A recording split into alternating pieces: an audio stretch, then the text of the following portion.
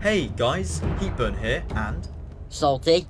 and we're here with episode 5 of our Minamoto Moxie series for the Rise of the Samurai in Total War Shogun 2.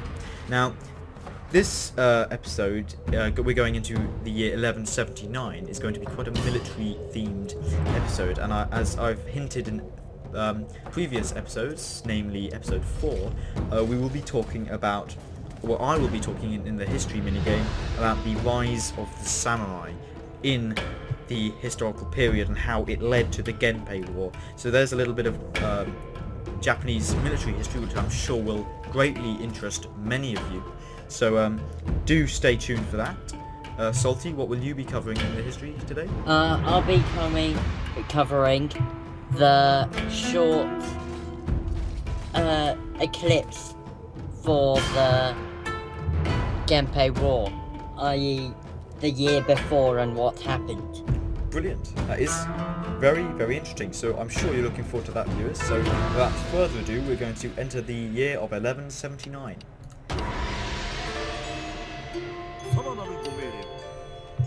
So we're quickly And going just to admire the end turn.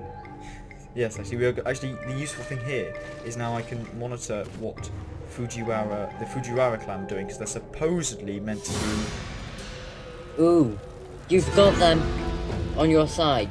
Oh yes, we are. Oh well, how very, very helpful. So instead of attacking Echigo, which was the original plan for military, we're going to defend against the attackers. So we have some defending guys, the Fujiwara Motofusa. So we're going to fight this battle. Now, Salty, I'm not sure if you can actually play as my allies. That would be quite interesting. No, you can kind of give me units. You click on a few units and kind of give them to me. Last time we tried to do that, though, it did lag out quite badly. Yes, it did go a bit bugged, unfortunately. Okay, this is going to be actually very interesting because we don't know whether or not, how reliable Fujiwara Motofusa is going to be. However, this is the Battle of Nagaoka in 1178. Please forgive the pronunciation. Yeah, so we're just on the loading screen now. Unfortunately, we're not blessed this time with a very interesting quote. Are you? Yeah, I just got some stuff about retainers. Fair enough. So, now, what is going to be our battle plan? I have an idea. I'll be basically the ping dude to go, this is what's happening, look over here.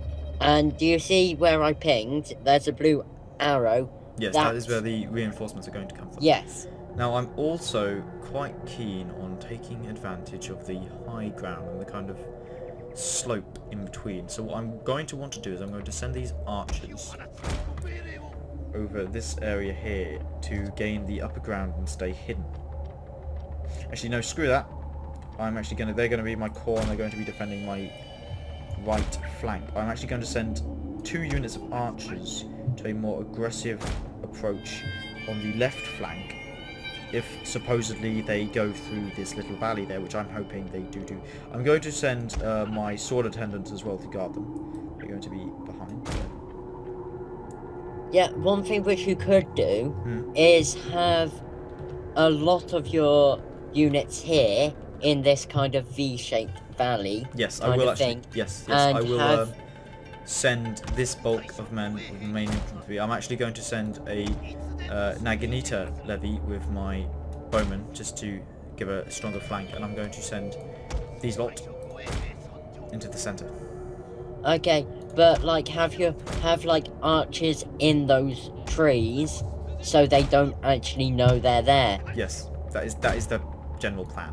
And also maybe if you've got enough archers, have one archer here to get onto this hill, so it will be a crossfire. Okay, we're going to start the battle. The reinforcements shouldn't take that long to get there, but hopefully, which they are actually doing, they're sending it, so I'm going to quickly pause it. Can we pause it? Yes, good, we can pause it. Yes, we can. Brilliant.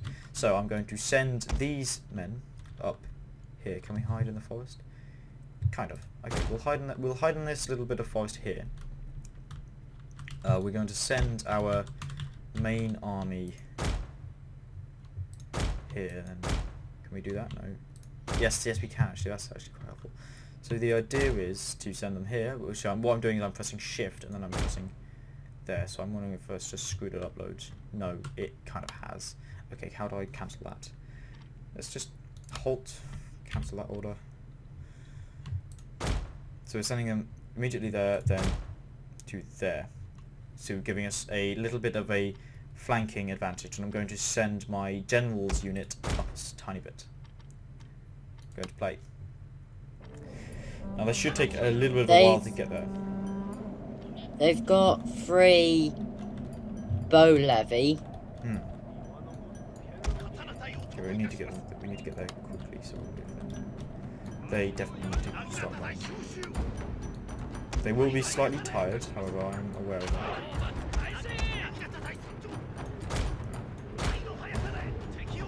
Okay, they're sending some of their... They've got 6 Naginata levy.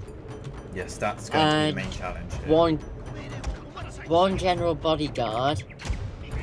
Apart from they have got 3 of their kings. They've probably got their daimyo.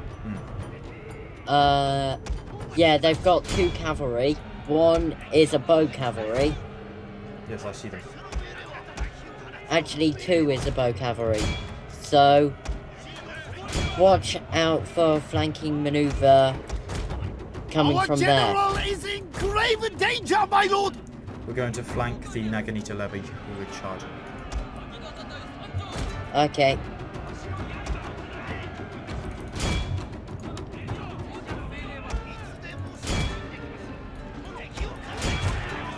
Okay, See, you did pay attention to my crossfire. I did. Okay, we've got the generals who are going way round, but they're going behind. I did say about them that they're going in for the yeah, no, I realise, but we're focusing down on these Naginata levies. They're probably going to attack your... I realise. General.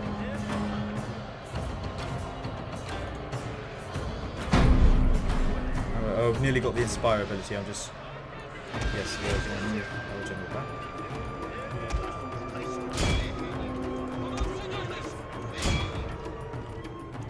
What are the enemy generals are acting kind of weird.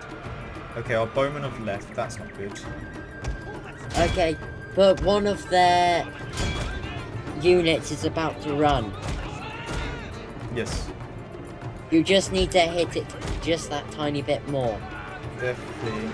They're weak. These guys aren't doing very much. These guys are quite a lot. Fujiwara's armies are coming, so that should be good. We seem to be maintaining control of the general flow of the battle. The only problem now, mainly, is the... Okay, we have the charge from the enemy general from the flank, so I'm going to start moving my general over there, in that direction. I'm going to get this bow archers over there as well.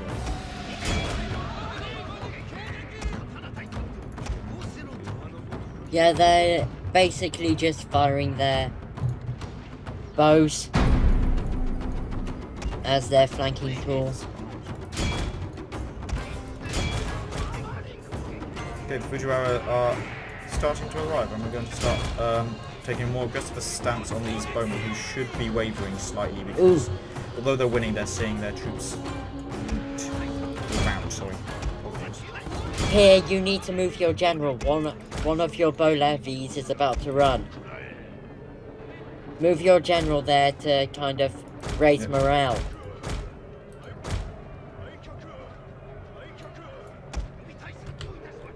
Okay, and here are the Fujiwara clan. Okay, we should be able to do this. Okay, they're starting. Oh, wow.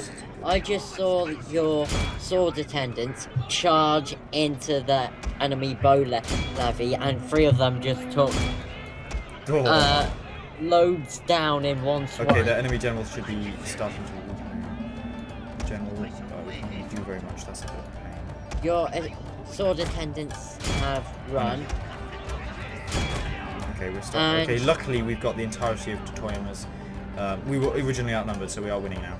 This is good. We've got most of Fujiwara's army. Yeah, but this may Having become a Pyrrhic victory.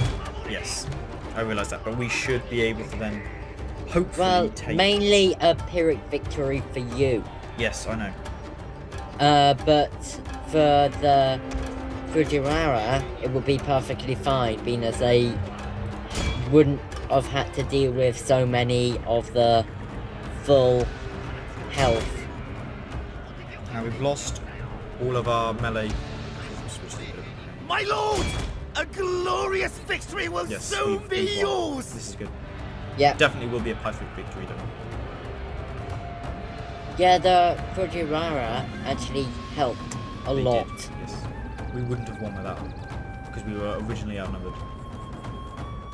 Yeah, So we are going to end the battle though. I'm not going to say it. Here we go, we get a little bit of a quote now. We find... Oh no we don't, Oh. That's a shame. Oh well.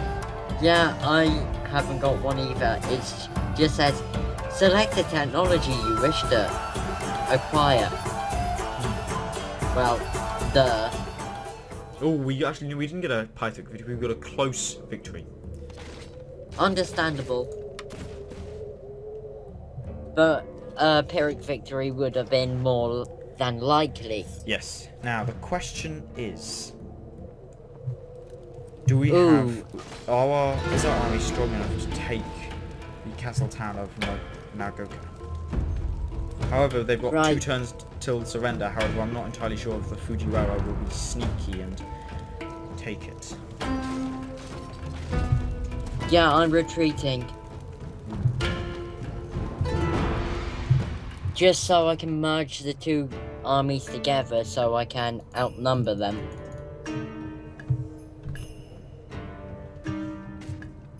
Becoming of age. Good.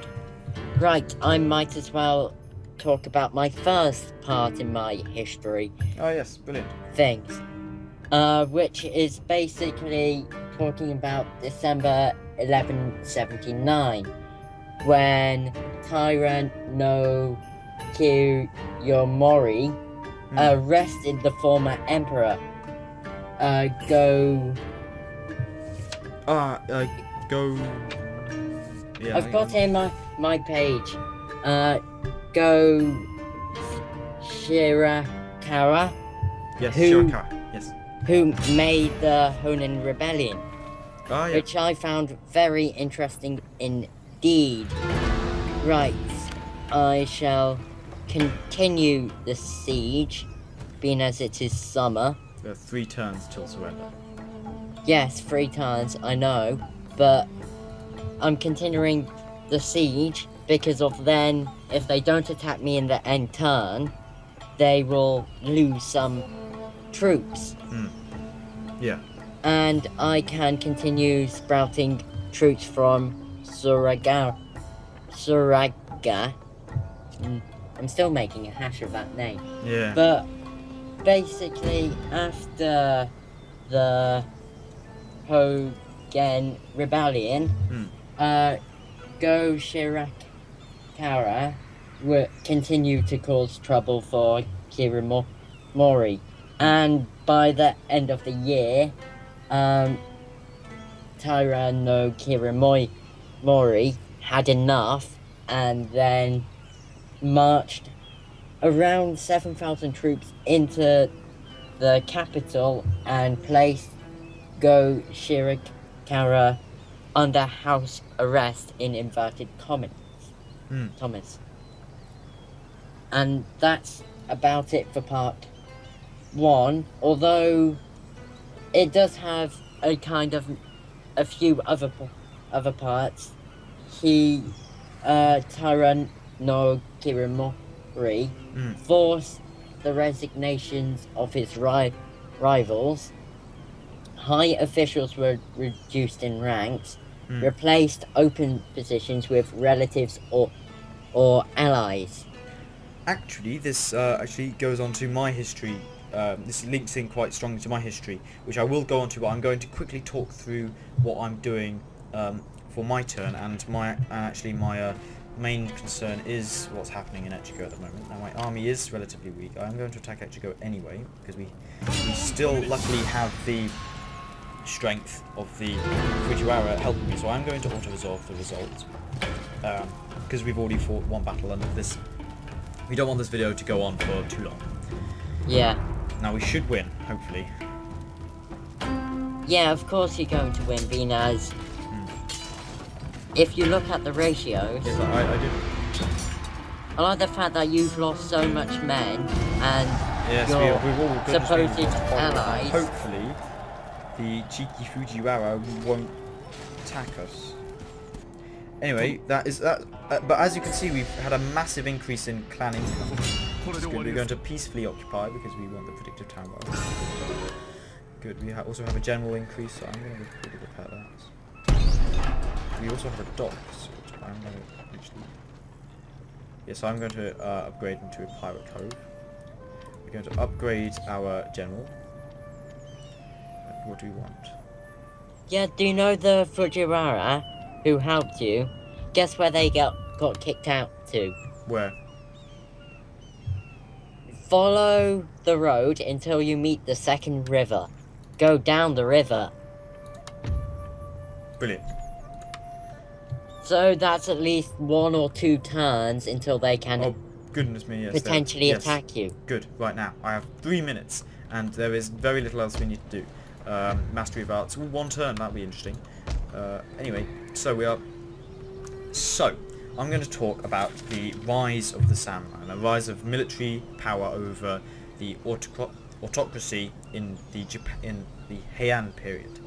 Now, originally there was a attempt at a kind of military conscription service from the court. However, that was breaking down, and there was a gradual increase in personal guards of temples, and the most important one is the increased military power of landowners known as the Shogun. The Shogun holders, because Shogun was literally land or kind of area which you owned.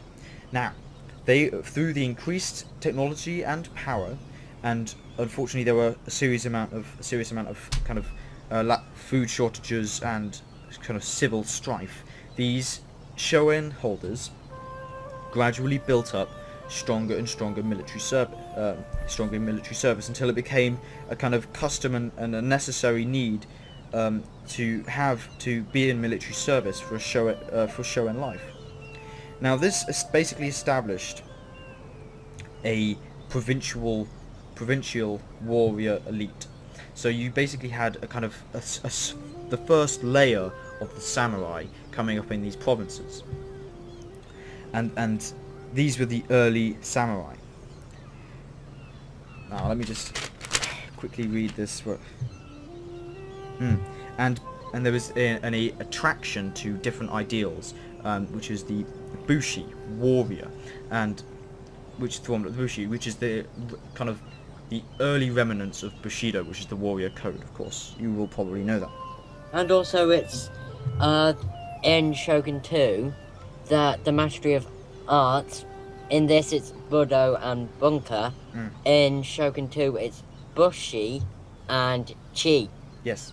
So, moving on. Through mutual interest, family connections and kinship, this led to the creation of warrior clans such as the Minamoto, the Taira and the Fujiwara.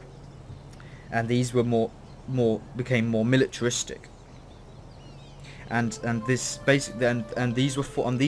clans were formed around prominent members of the court, so you had a more militaristic influence on a sort of less on a prominent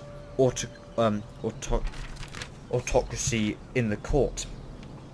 And the Taira, Minamoto and Fujiwara clans, which are the main clans which you play as in the Rise of the Samurai, they started to develop rivalries and start to fight a little bit, which broke the peace of the Heian period. Now these clans became very, very powerful, and so basically, when there was... Sorry, I'm going to end my turn, but can I continue? Yeah. Thank you. So, eventually, the one emperor who actually wasn't of birth from the Fujiwara, who usually had a strong grip hold on the court affairs and politics, and we have been declared war by the Kubota Fujiwara. I'm not really surprised, but I'm going to go anyway. Anyway, so that means we're going to have to desperately build up armies. Anyway, so I have started the war. We Anyway, are so at war, that emperor and there is an end created to our talk. a new system, the Incho Office, which basically tried to take land off powerful, prominent militaristic landowners, the Shogun holders, and transfer it to the government, creating the Issei government, which is the consolidated government, government behind the scenes.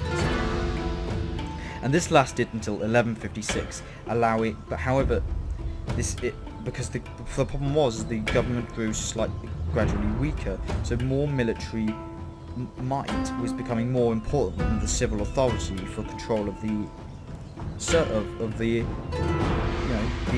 court. Sorry, I'm stumbling over here. So this allowed the Minamoto and Taira clans to gain influence in the court, which is very different to usually what you'd see the Fujiwara clan taking control. So, and then what happened is the Insei government started to fall apart when the Fujiwara suddenly backed the retired emperor and tried to regain some of their former power. They lost, creating the destruction of both the Insei and Fujiwara governments. Now, so basically, and that was where Insei failed, and you had the rising of the Taira clan, where Bushi took control of court affairs, leading to the first remnants of the Genpei War, where the Minamotos and Taira really started to develop a stronger rivalry.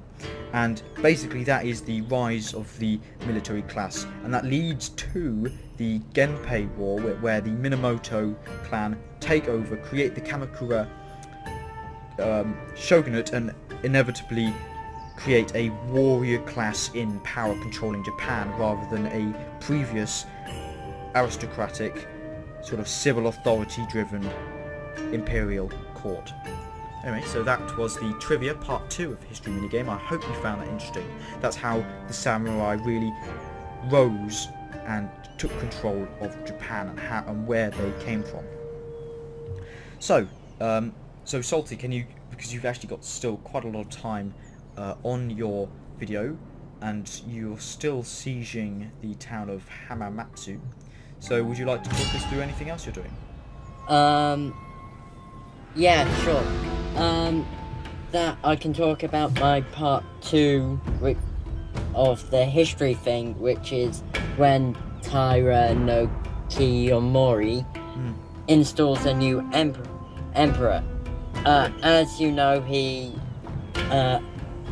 forces the Emperor Takakura to abdicate, who was the 80th emperor from age 7.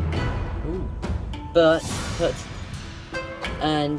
his 2-year-old grandson Antoku on the throne.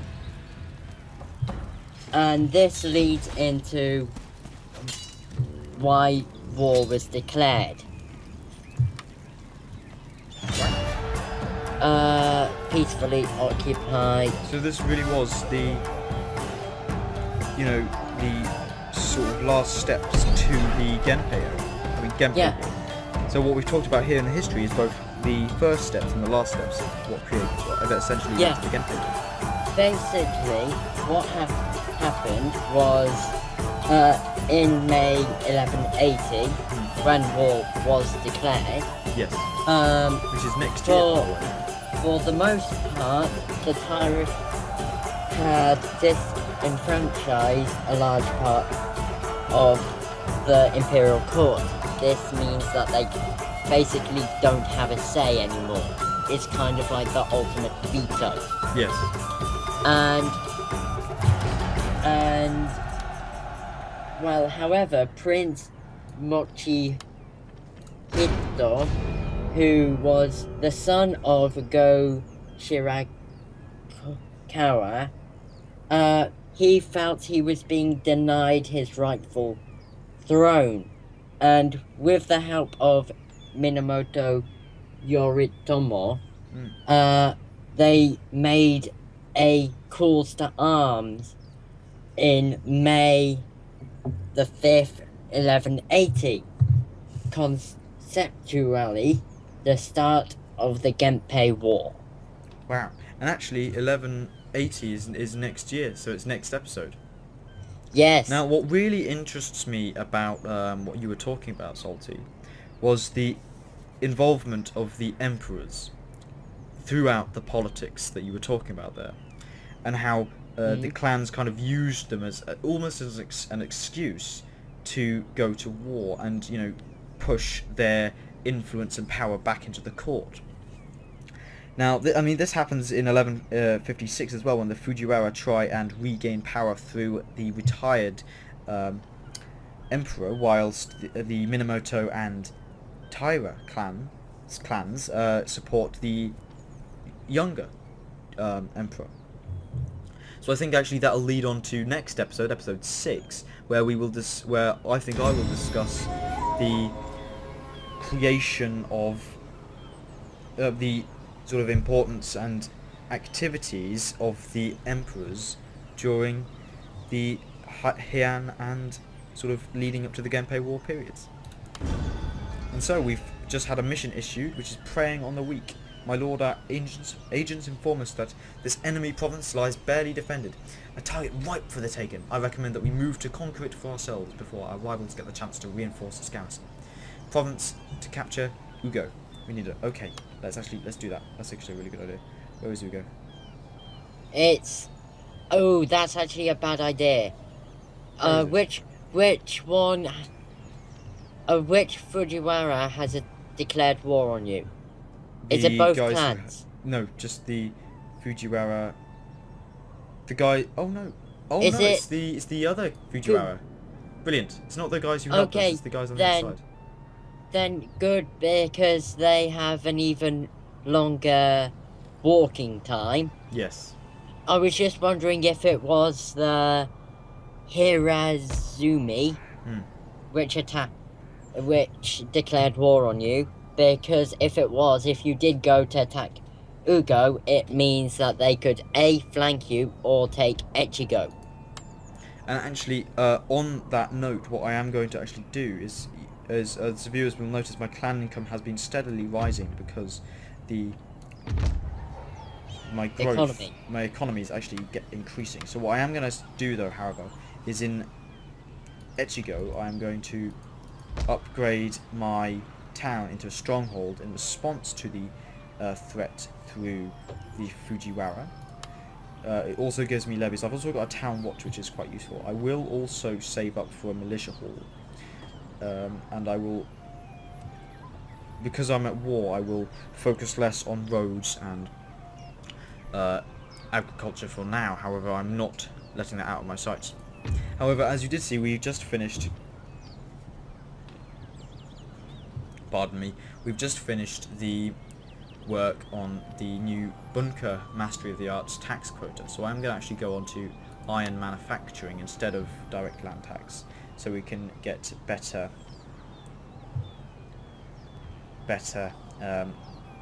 agriculture. Sorry, and then probably go on to Todofika next, because the Minamoto Palace really does interest me. So anyway, what we are going to do now is I'm going to end my turn. However, actually before that, I'm going to go into diplomacy, and with the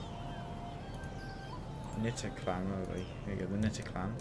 With the Knitter clan, we are going to try and make peace. Speak carefully, for my sword is ready to take your head.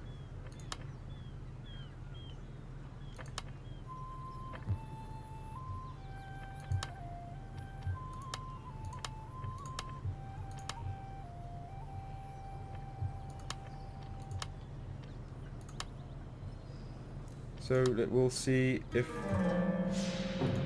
Okay, so we can't... Okay, we're gonna just request peace, let's see. So then, what have you to say today?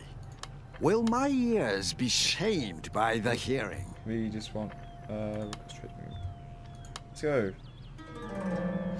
No, okay, peace doesn't work. Okay, I'm just going to end my turn then. Sorry for that. So, Salty, quickly, your... Sorry, I'm being taken away from the clan things, but what are you going to do, Salty, this turn? Basically, as you know that the majority of my big army got depleted, which means it's going to take a while until I can help with your defensive war. Well, that won't be too much of a problem.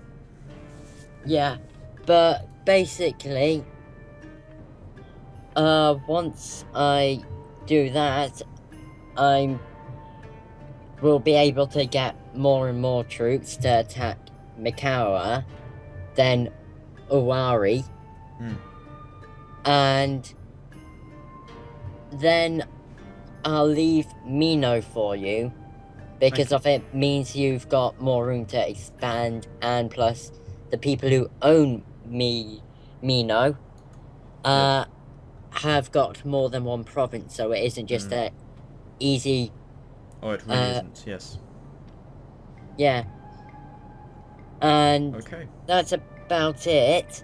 I've just finished studying some mastery of the arts, which was the iron manufacturing.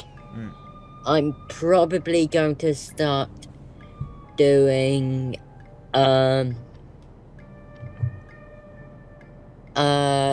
tax quota, because it gives me 5 currency per turn to economic growth from mastery of the art. Enables That's a very good idea. building of Mandokura. Yes.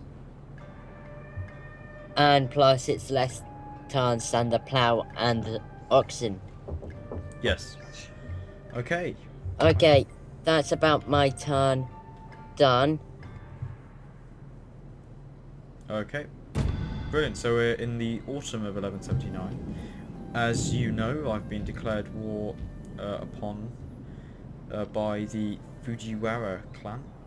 So I will have to focus on... I'm currently actually saving up money, so I'm not going to do too much at all this turn, other than quickly just look at my finances. So as you can see... Yeah, sorry about happiness that. is strong. I've got 3 happiness, total public order, and my food has gone up quite dramatically. It's predicted to be 4, so I'm not going to get any food shortages anytime soon. My clan income is increasing very gradually, but very strongly as well. It's actually doubled since last year, and my growth is incredible. So this is just the reason why you should play a more economical game, because you will eventually become more strong. It's a very long-term policy. Anyway, we do actually have enough money to upgrade a few things in South Shinano. However, I am going to turn away from it because I want to focus on Echigo through strengthening the stronghold, possibly updating the town watch to a militia hall, or perhaps building roads in order so I can move my troops about more. Anyway, or even a trading port. Actually, Echigo is very much a strategical advantage for me, because it allows me not only to build a navy, which isn't too important but does matter, but it also enables more trade routes and more wealth. So I will be looking forward to that. However, I do need lots of money. Anyway, so I'm going to end my turn there. Salty, what are you going to do your turn? I can finally afford a dry field agriculture. Brilliant. It's because I've been saving up for army and my gold mine that I've basically ignored the farming, partly because of all my soil is barren or meager, which is bad. Yes. That's why I've been aggressively expanding quite a lot. And that's something which is either very annoying or not that annoying. I've already got plenty of generals. I'm not gonna enlist him at the moment because the Kitabataki have now got Mikara, which means I'll need your help most likely to do a kind of flanking effect. Yeah.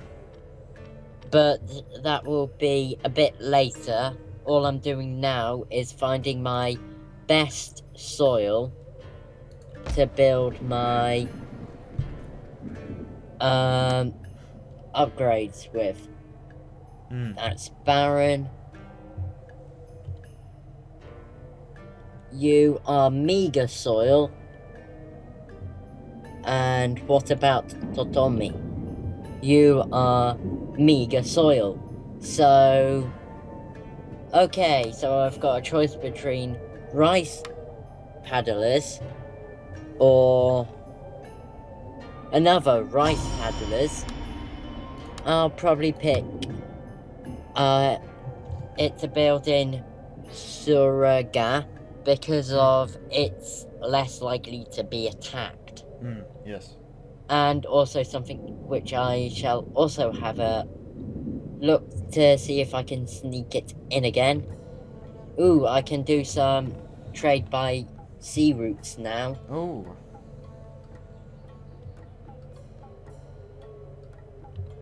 Good. I'm trading with your friendly Fujiwara clan. No, I'm at war with them. No. Yes, The other... no. The Kubota Fujiwara, the guys who were helping me out. Yeah, I'm at war with them now. Oh, well, I'm trading with the Hira Izumi. Anyway, and I can also trade with the Kibati.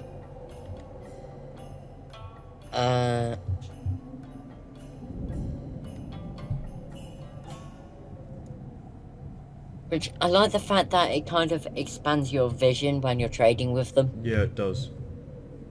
Which is very helpful, and I can still do some trade routes. I've been kind of ignoring it for quite a while. And one more, if possible. I may not be able to now, which doesn't look like it. Yeah, they still don't want to become my vassals. Takeda. Oh well. I'm now gaining 1,259 currency per turn. Right. I was gaining 400. Yes. It's just proof that the economical strategy works quite well. And also, make sure you get trade agreements. Now, we, as viewers will see, and we have a small problem because we have an advancing army who are the Fujiwara Motofusa, and I'm afraid I really don't think we would have been able to defend it. So I am going to... I've cancelled all my things, and I'm going to leave Echigo to die. Now, this doesn't necessarily mean that I'm going to leave it completely. I have seen the agent from Nita, however I'm not too bothered about them. We're going to start to recruit some men in South Shinano because we have... Actually, screw that, we're just going to get bow levies. Actually, no. We're going to recruit... Because we've got lots of money, we are actually going to... I'm going to start investing in stronger...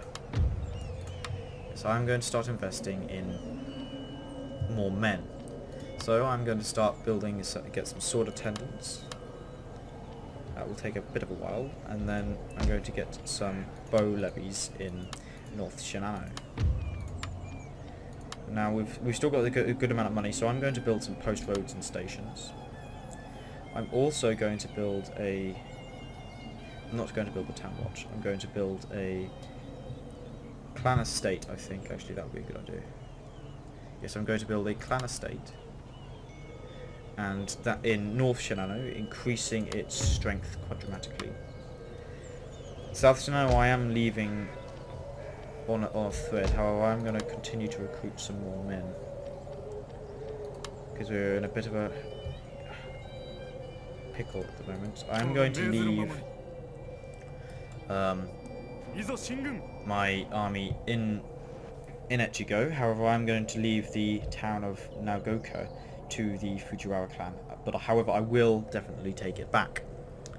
So, now, it is the winter of 1179, so we are going to have to end it there, ladies and gentlemen, generous viewers.